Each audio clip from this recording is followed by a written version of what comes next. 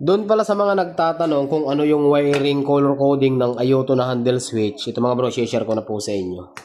Hindi ko na uulitin mga bro dito sa Ayoto handle switch, meron tayong 1, 2, 3, 4, 5,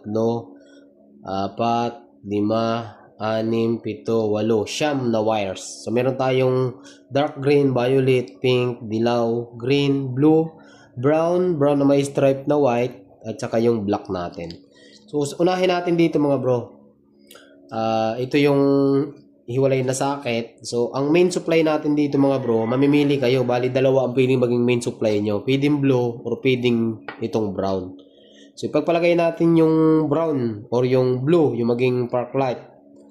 Or yung brown. Dito tayo sa alin ba yung mas malaki? Dito tayo sa blue. Blue yung main supply ng headlight. Brown naman yung park light. Okay? Tapos, green naman yung low. Ayan. Tapos, high naman yung dilaw. Yung dilaw na yan mga bro, kasama dyan yung passing light natin. Okay? Tapos, meron tayo ditong dalawang wire na titira. Yung brown na may stripe na white, yan yung main supply ng signal light natin. Or yan yung galing ng flash relay. Tapos, dito naman, yung green, dark green, tsaka yung violet, yan naman yung left and right ng signal light natin. So, bali, meron dalawang natitira. Itong pink, at saka yung itim.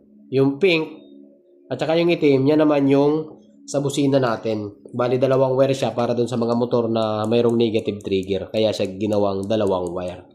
Maliwanag po tayo dyan kung malabo pa rin sa inyo mga bro, yung full video tutorial natin nasa YouTube channel. Tapos sa mga gusto mag-order ng ganitong klaseng switch mga bro na dyan sa Yellow Basket natin, check out nyo na lang.